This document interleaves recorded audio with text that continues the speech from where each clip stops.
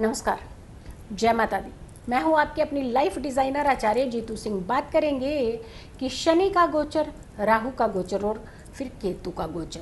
ये ऐसे गोचर होते हैं जहाँ हमें खास करके कहते हैं अटेंटिव कर देते हैं कि अरे बाप रे शनि का गोचर होने वाला है, अरे बाप रे राहु बदल रहे हैं घर, तो जाने क्या होगा। देखिए, न्याय के देवता जब घर बदलते हैं तो बहुत सारी चेंजेस तो करते हैं, लेकिन न्याय के देवता जब वक्रीय होते हैं तो बहुत सारे लोगों को कटघरे में भी खड़ा करते हैं। और न्याय के देवता जब मार्गी होते हैं तब बहुत कुछ दे करके भी जाते हैं। फिर आती है बात राहु और केतु, वो तो हमेशा वक्रीय ही रहते हैं, यानी उनकी चाल हमेशा वक्रीय ही होती है।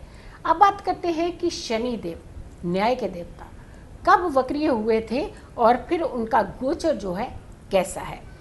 अगस्त तक तो आपने बहुत सारी चीज़ें देख ली कि कब कब वक्रीय हुए, कब मार्गीय हुए, किस तरीके के इम्पैक्ट पड़े, क्या व्यक्ति विशेष पर इसका इम्पैक्ट ज़्यादा पड़ा या फिर भारत की कुंडली पर इसका इम्पैक्ट ज़्यादा पड़ा था, क्योंकि वृष राशि की कुंडली है भारत की। तो ऐसे में बहुत सारी चीज़ों का जो इम्पैक्ट था कुल मिलाकर के आप सभी देख चुके हैं।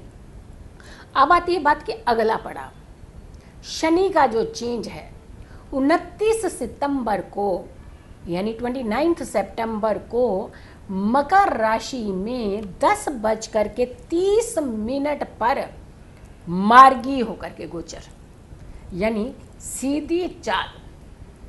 देखिए, एक बात बताएं, अगर आप सीधे चल रहे हैं तो बहुत बढ़िया बात है, अगर आप टेढ़े चल रहे हैं तो न्याय के देवता को सीधा करना आता है।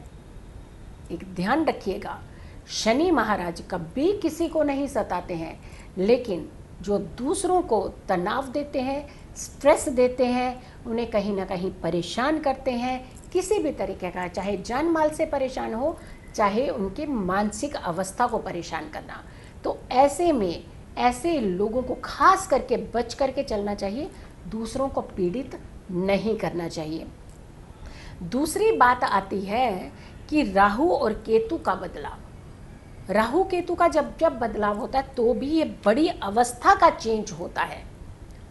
राहु की अगर हम बात करते हैं तो वृष राशि में मिथुन से, क्योंकि वो उल्टे चलते हैं, दूसरी तरफ पीछे की तरफ चलते हैं, तो मिथुन से वृष राशि में उनका गोचर होगा। अब वृष राशि में गोचर तो है तो, लेकिन वो तो रेट्रो यानी हमेशा उल्टी चाल में ही रहते हैं। अगर भारत की कुंडली के हिसाब से देखते हैं तो वृष लग्न है भारत की कुंडली की, तो ऐसे में वृष लग्न वाले जातकों के ऊपर खास करके इम्पैक्ट पड़ सकता है, कुछ खास इम्पैक्ट। उनकी मानसिक अवस्था को ध्यान रखने की ज़रूरत है। कुछ फैसले लेने से पहले कहा जाता है कि 10 बार सोचें और सलाह ले लें तो ही उस फैसले की तरफ बढ़ें। और वैसे अपोजिट की बात कर लेते हैं तो केतु महाराज आ जाते हैं, तो वृश्चिक राशि में उनका गोचर हो रहा है केतु जी का। तो ऐसे में अध्यात्म तो ठीक है, लग्न के हिसाब से वृश्चिक राशि जो है वो अष्टम भाव में आती है, अचानक चीज़ों को बढ़ावा देना। और केतु है अध्यात्म के लॉर्ड आ जाते हैं, शेडो प्लैनेट्स हैं, हाइड का भाव कहा जाता है, गुप्त भाव होता है वो। जितने लोग पूजा पाठ जप तप की तरफ जाना चाहते हैं उनके लिए तो बहुत ही उत्तम है केतु का बदलाव, लेकिन जो लोग अन्याय करने की तरफ चलते हैं, परेशान करने की तरफ जाते हैं, गलत कदम उठा लेते हैं, नशे का सेवन ज़्यादा करते हैं, तो उनके नशे को और बढ़ा सकते हैं ये केतु महाराज। तो बहुत सारी चीज़ों को आपको बचाव करना है, अपनी कुंडलियों के ऊपर खास करके नज़र डालनी है कि कौन से ग्रह आपकी कुंडली में किस भाव को पीड़ित करें।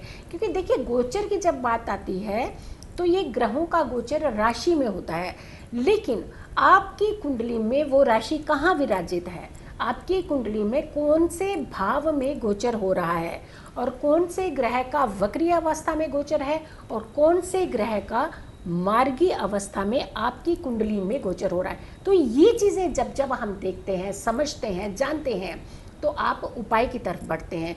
क्योंकि जब अवस्था ग्रहों की ठीक नहीं होती है, हमेशा उपायों का सहारा ज़रूर लेना चाहिए। अगर अवस्थाएं ठीक है तो तब तो आपको थोड़े से पूजा से भी बहुत फल मिल जाएगा, लेकिन जब अवस्था ग्रहों की ठीक नहीं होती, आपकी कुंडली में कोई खास भाव पीड़ित होते हैं, मान लीजिए लग्न बहुत पीड़ित है, तो आपकी मानसिक स्थिति के ऊपर सीधा अटैक करेगा। मान लीजिए आपकी 5th हाउस बहुत पीड़ित है, तो आपकी हायर एजुकेशन को खतरे में डाल देगा। आपके इनकम का भाव, द्वितीय भाव, और आपकी इजी इनकम का भाव आपका 11th भाव, तो ये ऐसे भावों को भी पीड़ित करेगा, यानी धन खर्च बहुत बढ़ा देगा, या फिर आपका धन कहीं रोक देगा।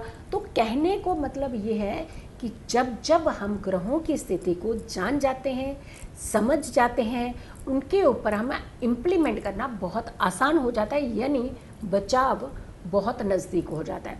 तो ये आपने ग्रहों की स्थिति को समझ लिया कि राहु, शनि, केतु, ये तीनों ग्रह कब गोचर करेंगे और इसका इम्पैक्ट किस तरीके से आपके जीवन में पड़ सकता है।